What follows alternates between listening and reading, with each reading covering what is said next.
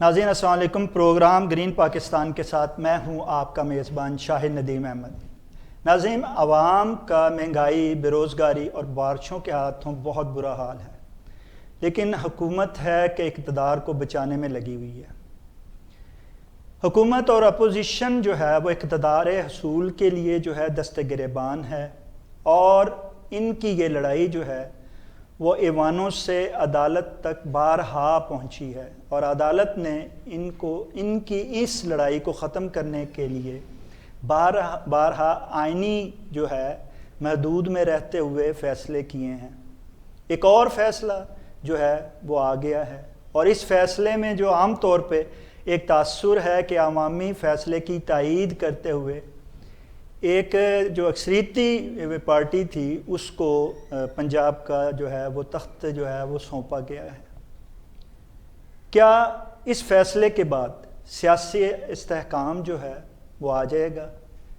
عوام کے مسائل حل ہو جائیں گے، یا عوام یوں ہی پریشان حال جو ہے وہ اقتدار کے حصول کرنے والوں کے پیچھے نعرے لگاتے رہیں گے؟ عوام پریشان ہیں، اور جو صاحب اقتدار ہیں انہیں عوام کا کوئی خیال نہیں ہے۔ ان کا مستقبل کیا ہے؟ عوام کا مستقبل کیا ہے؟ ملک کا مستقبل کیا ہے؟ سیاسی جو ہے وہ کیا حالات بنیں گے اور بنتے جا رہے ہیں؟ اس پر اظہار خیال کے لیے ہم نے اپنے پروگرام میں دو مہمان گرامیوں کو جو ہے وہ مدعو کیا ہے۔ ان میں پہلے مہمان گرامی جو ہیں وہ ہمارے سینئر کالم نگار تجزیہ کار مصطفیٰ کمال پاشا صاحب ہیں، اور دوسرے مہمان جو ہیں وہ کالم نگار تجزیہ کار جناب سعد اختر صاحب ہیں، اور یہ ماہر جو ہیں وہ علوم بھی ہیں، اور یہ روحانی علوم پر دسترس رکھتے ہیں۔ ان سے ہم جہاں سیاست کے بارے میں پوچھیں گے، وہاں ان سے پیش گوئی بھی لیں گے کہ آئندہ مستقبل میں کیا ہونے والا ہے۔ میں آپ دونوں مہمان گرامی کا مشکور ہوں کہ آپ ہمارے پروگرام میں تشریف لائے۔ جناب مصطفیٰ کمال پاشا صاحب، کیا آپ بتائیں گے کہ یہ جو عام تاثر ہے کہ عدلیہ کا فیصلہ جو ہے وہ عوامی اور آئینی ہے، کہ آپ سمجھتے ہیں کہ واقعی عدلیہ نے عوامی فیصلے کی تائید کی ہے؟ شکریہ جناب۔ سب سے پہلی بات تو یہ ہے کہ عدالتیں عوامی فیصلے دینے کے لیے نہیں ہوتی، اور نہ ہی پاپولر ڈیسیژن دینا ان کا کام ہوتا ہے۔ اور میں پاکستان کی عدلیہ کی تاریخ کا ایک بہت بڑا نام ہے M R Kiani, justice M R Kiani, جو ایوب خان کے دور میں پاکستان کی سپریم کورٹ کے چیف جسٹس تھے۔ انہوں نے بڑی خوبصورت بات کہی تھی کہ جو عدلیہ ہے، جو عدالتیں ہیں، وہ انصاف دینے کے لیے نہیں قائم کی جاتی، اور ہمارا جو نظام عدل ہے وہ انصاف مہیا کرنے کے لیے قائم نہیں کیا گیا، بلکہ فیصلے دینے کے لیے قائم کیا گیا ہے، اور فیصلہ جو ہے وہ شواہد کی بنیاد پر ہوتا ہے۔ اس بات کو پیش نظر رکھ کے ہم اگر موجودہ فیصلے کو دیکھیں تو یہ جو دو فریق تھے، ایک جو پنجاب اسمبلی میں انتخاب کے نتیجے میں جو ایک فریق جیت گیا، یعنی حمزہ شہباز شریف اور ان کے جو حمایتی تھے، اور ان کے مقابلے پہ دوسرا فریق جو ہے پی ٹی آئی اور چودھری صاحب کاف لیگ کے پرویز الہی صاحب تھے۔ پرویز الہی صاحب نے اسمبلی کے ڈپٹی اسپیکر کی جو رولنگ تھی اس کے خلاف جا کے تو عدلیہ کا دروازہ کھٹکھٹایا کہ وہ 10 ووٹ جو ہیں انہوں نے جو پارٹی کے سربراہ کی لیٹر کے نتیجے میں انہوں نے کاف لیگ کے 10 ممبران کے ووٹ جو ہے وہ مسترد کر دیے، جس کے نتیجے میں جو چودھری پرویز الہی صاحب کی اسمبلی میں اکثریت تھی وہ اقلیت میں بدل گئی، تو انہوں نے جا کے عدلیہ کا دروازہ کھٹکھٹایا۔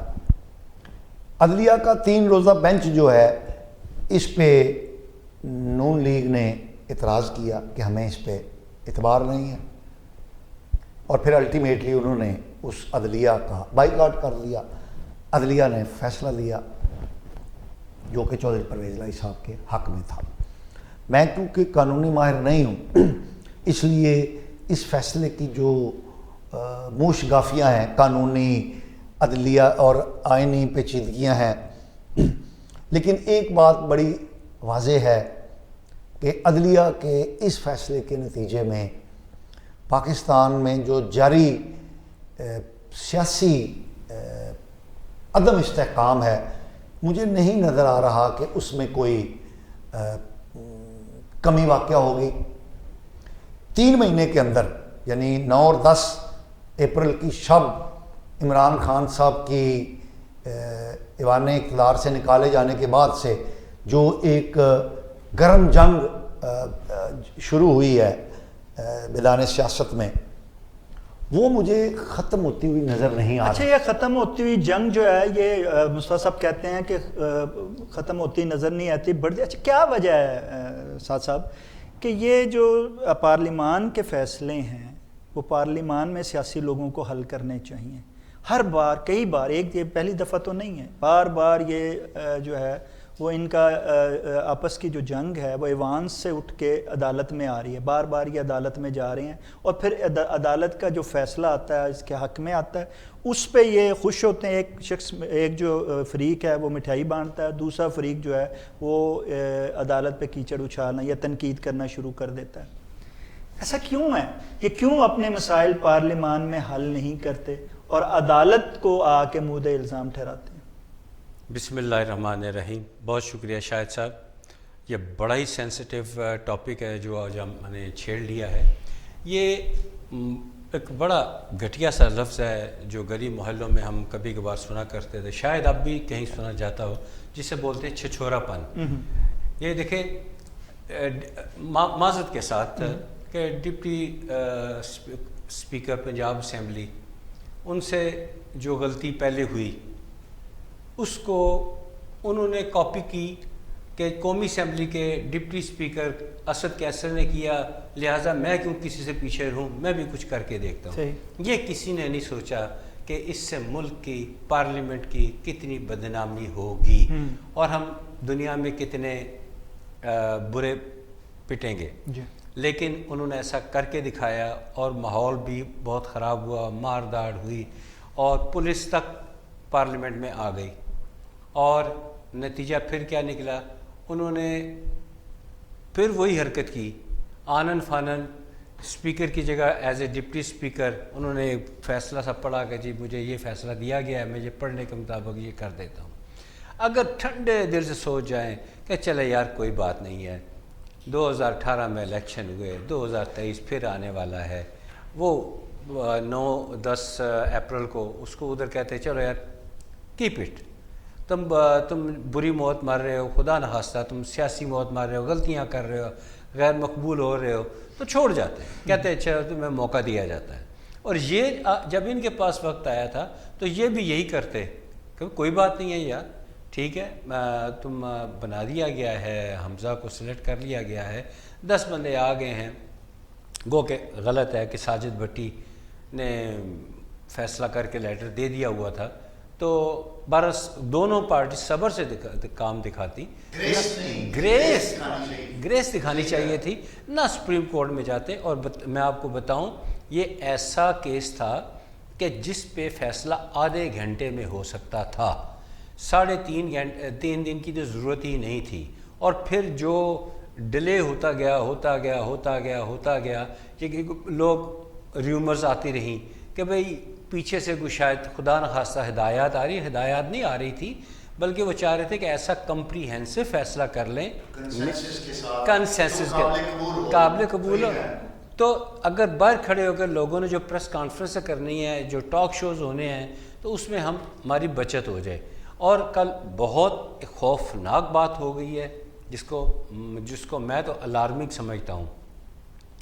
پتہ نہیں انیل ولی خان، انہوں نے اعلانیہ عمران خان کو جان کی دھمکی دے دی ہے کہ اس کا ختم ہو جانا خاف ہمارے ملک کے لیے بہتر ہے، اس کی جان کو ختم۔ اچھا، ایک طرف تو دھمکیاں دی جا رہی ہیں اپنا مصطفیٰ کمال پاشا صاحب، اور دوسری طرف جو ہے نا وہ آپ کیا سمجھتے نہیں ہیں کہ عدالت کو بھی جو ہے وہ دھمکایا گیا اور دھمکایا جا رہا ہے، بلکہ کہا یہ جا رہا ہے کہ ہم اس میں آئینی ترمیم کرنے کے لیے ٹویٹ کیے جا رہے ہیں ایک دوسرے کو، اور ایک پروگرام بنایا جا رہا ہے کہ ہم جو ہے اس میں آئینی اور قانونی جو ہیں وہ ترمیم لائیں، جس کی وجہ سے جو ہے وہ عدالتیں جو ہیں ان کو پارلیمان کے تابع کیا جا سکے۔ آپ کیا سمجھتے ہیں کہ بجائے اپنی روش ٹھیک کرنے کے یہ اداروں کو تنقید اور دھمکیوں دینے کا جو نیا سلسلہ شروع کیا ہے، اس کے جو ہے وہ اثرات نہ صرف سیاست بلکہ ملک پر بھی یا اور دنیا میں بھی اس کی جگہ سائی نہیں ہوگی؟ دیکھیں بات یہ ہے کہ